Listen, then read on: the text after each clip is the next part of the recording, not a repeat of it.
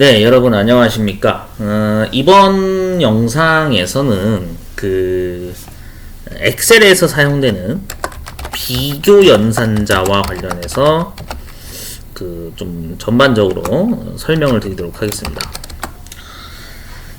이 비교 연산자라고 하는 것은 상당히 중요한 역할을 한다라고 볼 수가 있습니다. 미리 좀 설명드리면 국가기술 자격증을 준비하시는 분들 중에 정보처리 기능사를 준비하시는 분들이나 또는 정보처리 산업기사를 준비 예정인 분들이나 정보처리 기사를 준비 예정인 분들이 있겠죠. 그 다음 컴퓨터 활용능력 2급 준비 예정인 분들이나 또는 컴퓨터 활용능력 1급도 포함입니다. 자, 그 다음에 사무자동화 산업기사. 네. 그래서 IT 계열 쪽 이런 관련된 자격증을 준비를 계획하고 있다라고 하시는 분들은 이 비교 연산자라고 하는 것을 반드시 기본 뼈대를 알고 계셔야 됩니다. 그 정도로 비교 연산자의 역할이 되게 중요하거든요. 그래서 이 개념을 모르고 계시면 자격증을 합격할 수가 없어요. 자, 그래서 비교 연산자에 대해서 한번 좀 언급을 쭉 해보겠습니다. 자, 우선 자, 엑셀에서 대표적으로 쓰이죠. 그래서 이게 이상기호라고 우리가 보통 얘기합니다. 이상기호라고도 얘기를 하고요. 그리고 또 같은 말로 크거나 같다라는 표현을 많이 씁니다. 자, 그래서 이게 이상기호에 해당이 되고요. 그 다음에 이하라고 하는 것이 존재합니다. 이하, 작거나 같다 이렇게 표현을 합니다. 자, 그 다음에 이것도 있습니다. 초과입니다. 크다라고 이제 보통 얘기하기도 하고요. 미만입니다. 그래서 작다라고 표현을 하죠. 자, 그 다음에 이런 것이 있습니다. 이거는 같지 않다라고 우리가 얘기를 합니다. 같은 말로 하면 보통 이제 불일치 이렇게 얘기하기도 하죠. 그 다음에 이게 이제 같다 기호로 해서 보통 이제 우리가 등호라고도 표시를 하죠. 등호. 그래서 같음, 같다 이렇게 표시하죠. 그래서 이게 일치하는 경우. 자, 이 부등호 비교 연산자가 물론 개발 툴이나 프로그램의 종류에 따라서 일부 좀 다르게 표현되는 부분이 있습니다. 같다와 같지 않다는 지금 제가 적은 건 이건 엑셀 기준입니다. 이거는 엑셀 기준인데 좀 미리 설명드리면 엑셀은 이제 빌 게이츠가 만들었죠. 엑셀 프로그램은 마이크로소프트 회사에서 제작을 한 게 맞고요. 궁극적으로는 빌 게이츠가 만든 거라고 보면 됩니다. 자, 근데 중요한 거는 이 사무자동화 산업기사나 제가 이 왼쪽에 언급한 자격증들에서 이 비교 연산자가 정말 많이 등장하거든요. 그래서 이거에 대한 개념을 이해를 못하면은 자격증 취득은 물 건너갔다라고 봐야죠. 그리고 자격증 취득뿐만이 아니라 또 애초에 직장에서도 일하는 게 힘들어지죠. 그렇죠. 컴퓨터를 사용해서 엑셀 작업을 해야 되는 직장인 분들은 이걸 모르면은 절대 1년 이상 경력 쌓는 거는 불가능하다고 봐야죠. 그 정도로 굉장히 중요한 역할을 하는 비교 연산자 요소인데, 이게 현실 세계에서도 정말 많이 쓰이거든요. 제가 좀 미리 설명드리면, 현실에서도 정말 다양하게 쓰입니다. 하나 실제로 여러분들 설명드릴게요. 차량 운전하시는 분들은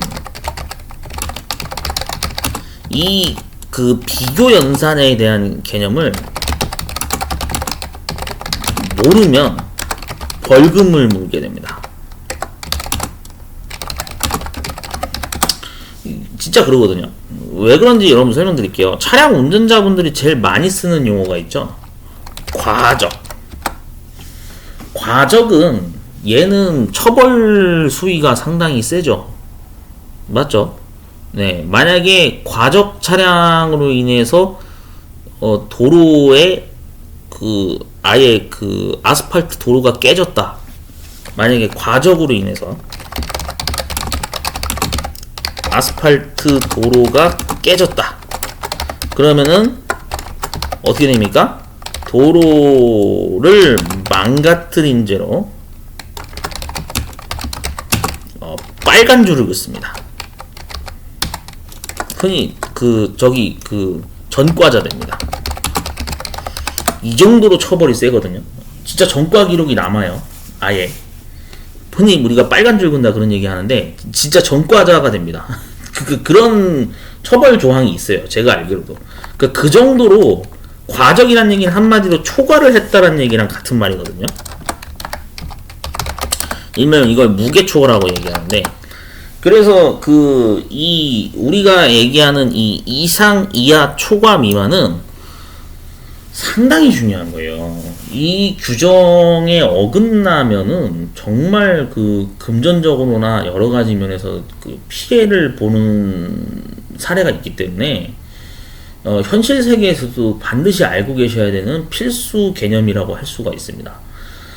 그래서 이 비교 연산자를 제가 왜 이렇게 영상을 별도로 이렇게 남기는 거냐면은, 자, 다시 본론으로 되돌아와서, IT 자격증 분야를 제가 여기 언급한 5개 종목에 해당되는 이 자격증을 준비하시는 분들은 이 비교 연산자에 대한 개념을 정확하게 이해를 하고, 이거를 이해하신 상태에서 그 다음에 자격증 준비를 좀 돌입을 하셨으면 좋겠어요. 네, 내가 바로 자격증 들어가기보다는 일단 이 비교 연산자가 이런 게 있구나라는 거를 좀 기본 베이스로 알고 많이 연습을 하시고 사용을 많이 해보시고, 그런 다음에 엑셀이나 액세스 부분에 들어가서 컴퓨터 활용 능력이라든지 사무자동화 산업기사 이런 자격증 준비를 하실 때 좀 활용을 능숙하게 할 수 있는 수준까지 좀 반복 연습을 많이 하셨으면 하는 바람으로 이번에 제가 이 영상을 좀 남깁니다. 그러니까 그 정도로 이 비교 연산자라고 하는 것은 코딩 학습, 요즘 많이 얘기하잖아요. 코딩 학습 한다고. 예. 코딩 학습에서도 가장 비중이 있는 부분이기 때문에 좀 연습을 많이 하셔야 됩니다. 네, 이거는 정말 중요한 개념이고요. 이 부등호 비교 연산자에 대해서 혹시나 잘 모르겠다 그러시는 분들은 반드시 주변에 좀 가까운 학원에 방문을 하셔서 교육을 좀 받으시거나 하시는 게 좋습니다. 그래서 컴퓨터 학원 여러분들 방문하시는 게 왜 중요하냐면, 나 혼자서 도저히 내가 이거를 단어 이해 능력이 안 된다 그러시면은 학원을 다니셔야 돼요. 제가 항상 얘기합니다. 단어 이해가 부족하다면 학원을 다니는 것을 반드시 해보고, 비용이 들어가는 걸 아깝다고 생각하지 마세요. 네. 그리고 또 중요한 건 뭐냐면, 학습 기간이 길어지는 건 당연한 겁니다.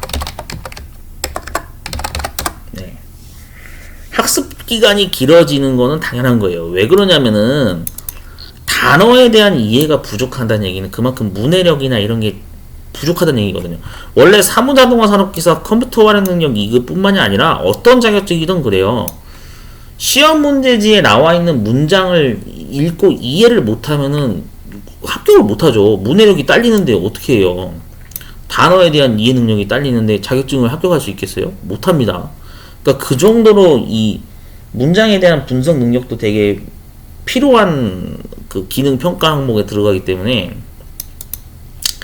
이런 분들은 학습 기간이 길어질 수밖에 없습니다. 그래서 내가 만약에 자격증 준비를 하는 과정에서 나는 이게 단어 이해가 잘 안 돼서 혼자서 독학이 좀 안 될 것 같다라고 생각이 드시면은 반드시 가까운 학원을 방문을 해 주셔야 됩니다. 예, 그리고 그 과정에서 내가 실제로 이거 2달 만에 안 될 것 같은데 이제 한 6개월 잡고 해야 되나? 그 6개월 잡고 해야 되는 게 정상인 거예요. 남들이 뭐 2달, 3달 만에 끝냈다 그래서 절대 그 가능하다고 얘기하는 사람과 내가 같은 역량이다라고 착각을 하시면 안 된다 이겁니다. 그러니까 여러분 스스로가 객관적으로 자가진단을 잘 하셔야 돼요. 이해되셨죠? 네, 좀 부가적으로 좀 제가 강조해드리는 사항이니까 참고하시고, 그래서 비교 연산자에 대한 개념은 얘는 반드시 숙지하고 계셔야지만 내가 IT 자격증을 취득할 수 있다는 사실을 좀 반드시 숙지를 해주셨으면 좋겠습니다.